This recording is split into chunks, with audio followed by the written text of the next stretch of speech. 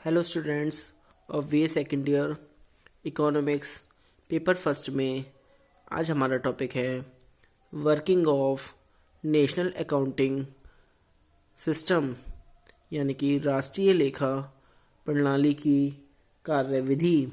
इसमें सुनिए, जैसा कि हम अध्ययन कर चुके हैं कि सामान्यतः सामाजिक लेखांकन में अर्थव्यवस्था की आर्थिक क्रियाओं को प्रमुख 5 भागों में बांटा जाता है, जैसा कि उत्पादन, उपभोग, पूंजी संचय, सरकार द्वारा किए गए लेन देन तथा शेष विश्व के साथ किए गए लेन देन। ये सामाजिक लेखांकन के प्रमुख घटक हैं। यदि किसी देश में इन 5 क्रियाओं से संबंध आए तथा लेखा रूप में प्रस्तुत किया जाए तो अर्थव्यवस्था की मूल संरचना को व्यक्त करने वाले प्रभावों के बंद नेटवर्क को प्रदर्शित करेंगे। ये प्रभाव हमेशा मौलिक रूप में ही प्रस्तुत किए जाते हैं और इन प्रभावों का वर्गीकरण निम्नलिखित ढंग से किया जाता है। इसमें नंबर फर्स्ट है प्रोडक्शन अकाउंट यानी कि उत्पादन लेखा। इसमें सुनिए, इसमें सब प्रकार की उत्पादक क्रियाओं को सम्मिलित किया जाता है। इसके अंतर्गत सार्वजनिक एवं व्यक्तिगत कंपनियां, फर्में, एकाकी व्यापारी और सार्वजनिक उपक्रमों को सम्मिलित किया जाता है, क्योंकि समस्त उत्पादक क्रियाएं इसी क्षेत्र के भीतर होती हैं। अतः सभी भुगतान इस क्षेत्र से अन्य क्षेत्रों की ओर प्रवाहित होते हैं। संक्षेप में, उत्पादन लेखा अर्थव्यवस्था के व्यवसाय क्षेत्र से संबंध रखता है और व्यवसाय क्षेत्र के उत्पादन लेखा को एक काल्पनिक उदाहरण द्वारा नीचे सारणी में दर्शाया गया है। जो सारणी नंबर 1 उत्पादन लेखा, इधर दे रखा है भुगतान और इधर दे रखा है फिर रुपए करोड़, फिर प्राप्तियां, फिर रुपए करोड़। अब भुगतान में सबसे पहले फर्स्ट पॉइंट है इसमें व्यक्तिगत क्षेत्र को अर्थात मजदूरी आदि के भुगतान। इसमें लिखा है ब्रैकेट में नंबर सेकंड ये फिफ्थ। फिर इसके रुपए हैं 837 रुपये करोड़।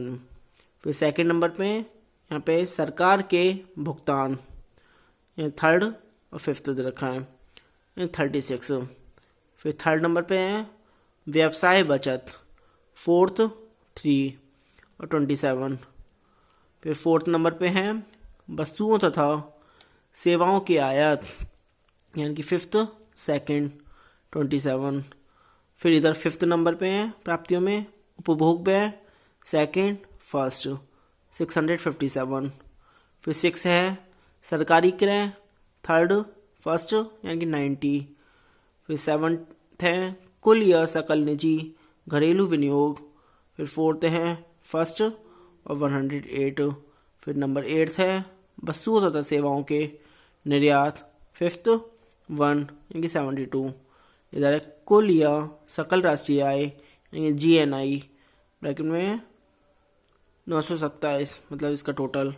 फिर इधर है कुल या सकल राष्ट्रीय आय GNP, इधर भी इनका टोटल 927। अब सुनिए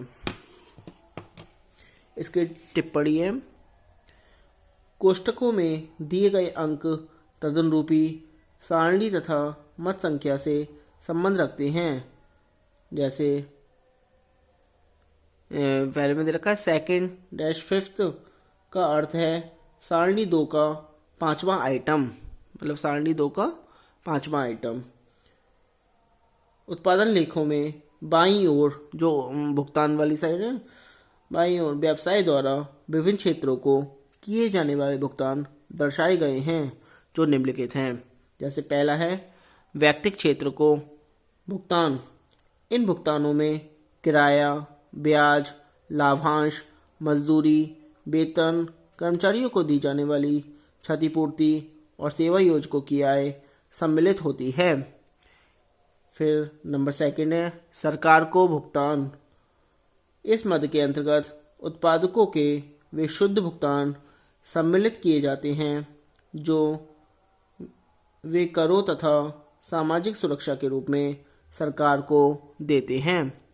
थर्ड है व्यवसाय बचत।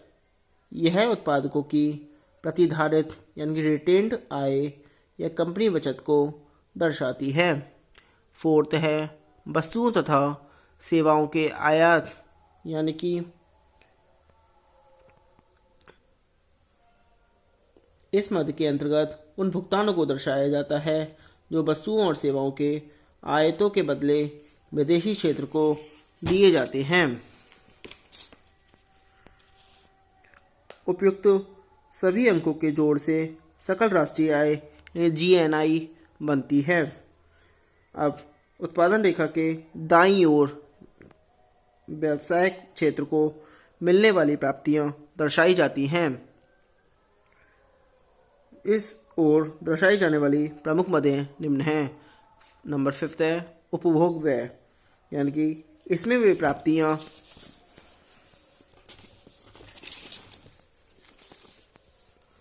सम्मिलित की जाती हैं जो घरेलू या व्यक्तिगत क्षेत्र में वस्तुओं या सेवाओं के विक्रय से व्यवसाय क्षेत्र को उपलब्ध होती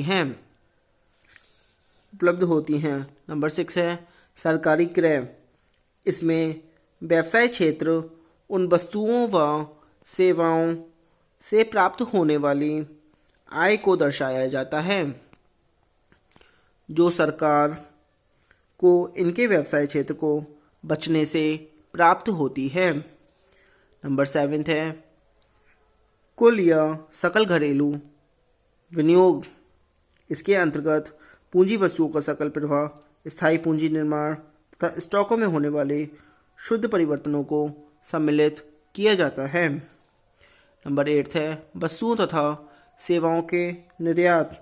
यह उस आय को निर्दिष्ट करता है जो व्यवसाय क्षेत्र शेष विश्व की वस्तुओं तथा सेवाओं को बेचकर प्राप्त करते हैं। उपयुक्त सभी मदों का जोड़ व्यय के माध्यम से सकल राष्ट्रीय उत्पाद GNP बनता है। अब नंबर 2 आता है कंजम्पशन अकाउंट। सुनिए इसमें, यानी कि उपभोग लेखा। इसे विनियोजन लेखा एप्रोप्रिएशन अकाउंट भी कहते हैं। इसमें गृहस्थों या घरेलू क्षेत्र के अंतर्गत और लाभ न कमाने वाली संस्थाएं जैसे क्लब, संघ आदि आती हैं।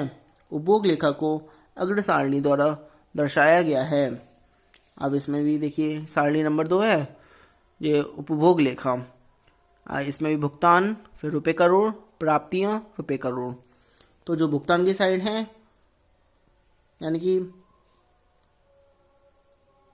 जो कोष्टक में है जैसे, तो कोष्टकों में दिए गए अंक तदनुरूपी सारणी तथा मद संख्या से संबंध रखते हैं। उपभोग लेखा के बाईं पक्ष में गृहस्थों के व्यय अथवा भुगतान की प्रविष्टियां दर्शाई जाती हैं। इस ओर की प्रमुख मदें निम्नलिखित हैं। जैसे नंबर 1 है उपभोग व्यय।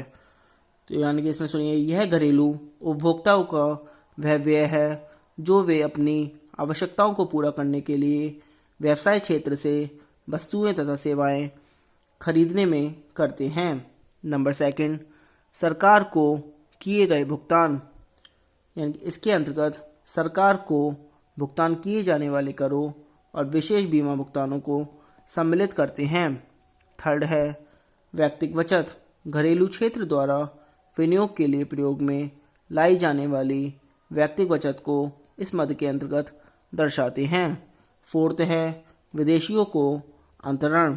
इसके अंतर्गत विदेशियों की प्रतिभूतियों एवं विनियोग अथवा आवासियों द्वारा शिक्षा या विदेश यात्रा पर किए जाने वाले व्यय को सम्मिलित करते हैं। उपभोग लेखा के दाईं ओर प्राप्तियां दर्शाई जाती हैं। इस ओर की प्रमुख मदें मजदूरी, वेतन, लाभ, ब्याज, लाभांश, किराया, चालू अंतरणों से प्राप्त होने वाली आय हैं। सरकार से मिलने वाली आय के अंतर्गत अंतरण भुगतान तथा सार्वजनिक ऋण पर ब्याज के भुगतान सम्मिलित किए जाते हैं। नंबर 3 आता है गवर्नमेंट अकाउंट, यानी कि सरकारी लेखा। सरकारी लेखा का संबंध सरकारी क्षेत्र के व्यय तथा आय से है। किसी देश के केंद्रीय, राज्य एवं स्थानीय प्राधिकरण सरकारी क्षेत्र के अंतर्गत आते हैं। सरकारी लेखा सारणी में दर्शाया गया है। सारणी इसके पीछे है, ये देखिए सारणी नंबर 3। सरकारी लेखा एक तरफ भुगतान है, एक तरफ प्राप्तियां। भुगतान में जैसे व्यवसाय को भुगतान, फिर व्यक्तियों को भुगतान, सरकारी आधिक्य, फिर विदेशियों को भुगतान, इधर है व्यवसाय से प्राप्तियां और व्यक्तियों से प्राप्तियां, फिर इनका टोटल कर दिया। सरकारी परिव्यय और आधिक्य, इधर सरकारी प्राप्तियां। तो सुनिए, इसमें कोष्ठकों में दिए गए अंक तदनुरूपी सारणी तथा मध्य संख्या से संबंध रखते हैं। उपयुक्त सारणी से स्पष्ट है कि इस लेखे में भी बाईं ओर सरकार द्वारा किए जाने वाला भुगतान और दाईं ओर व्यवसाय और व्यक्तियों से प्राप्त होने वाली आय दर्शाई जाती है। उपयुक्त सारणी में केवल मद 3 को छोड़कर सभी मदों की व्याख्या सारणी 1 व 2 में की जा चुकी है। सरकारी आधिक्य से तात्पर्य उस विनियोग से है जो सरकार अपने आधिक्य या बचत में से करती है, परंतु यहाँ उल्लेखनीय बात यह है कि सार्वजनिक उपक्रमों अर्थात सरकारी स्वामित्व के उद्यमों को सरकारी क्षेत्र में नहीं रखा गया है, बल्कि उसे व्यवसाय क्षेत्र के अंतर्गत रखा गया है। इसका कारण यह है कि सार्वजनिक उपक्रम भी निजी उद्यमों की भांति विक्रय के लिए वस्तुओं और सेवाओं का उत्पादन करते हैं। नंबर 4 आता है कैपिटल अकाउंट, पूंजी लेखा। इस लेखे से यह विदित होता है कि बचत घरेलू एवं विदेशी विनियोग के बराबर होती है। बचत का देश के भीतर स्थायी पूंजियों में और अंतर्राष्ट्रीय परिसंपत्तियों में विनियोग किया जाता है। पूंजी लेखा को नीचे सारणी में दिया गया है। पूंजी लेखा की सारणी है जैसे भुगतान और प्राप्तियां। इसमें कोष्ठकों में दिए गए अंक तदनुरूपी सारणी तथा मद संख्या से संबंध रखते हैं। पूंजी लेखा के बाईं ओर सकल घरेलू विनियोग और शुद्ध विदेशी विनियोग दर्शाया गया है। सकल निजी विनियोग के अंतर्गत पूंजी वस्तुओं का सकल प्रवाह एवं स्टॉक में होने वाला शुद्ध परिवर्तन शामिल है। शुद्ध विदेशी विनियोग से तात्पर्य चालू रेखा पर होने वाले विदेशी आधिक्य है। दाईं ओर सकल बचत है जिसमें व्यवसाय एवं निजी बचतें तथा सरकारी आधिक्य सम्मिलित हैं। नंबर 5 फॉरेन अकाउंट, विदेशी लेखा। आर्थिक क्रियाओं से संबंधित यह अंतिम लेखा है जो देश विशेष के शेष विश्व के साथ किए गए लेन देनों को दर्शाता है। विदेशी लेखे के अंतर्गत वस्तुओं और सेवाओं के अंतर्राष्ट्रीय व्यापार एवं अंतरण भुगतान आते हैं और यह लेखा एक प्रकार से अंतर्राष्ट्रीय भुगतान शेष का चालू खाता होता है। विदेशी लेखा को नीचे सारणी में दर्शाया गया है। जो विदेशी लेखा की सारणी है, इसमें विदेशी लेखा के संबंध में ध्यान देने योग्य महत्वपूर्ण बात यह है कि विदेशी लेखा में निर्यातों को बाईं ओर भुगतान के अंतर्गत दिखाया गया है और आयातों को दाईं ओर प्राप्तियों के अंतर्गत दिखाया गया है। आज के लिए इतना ही। Thank you very much.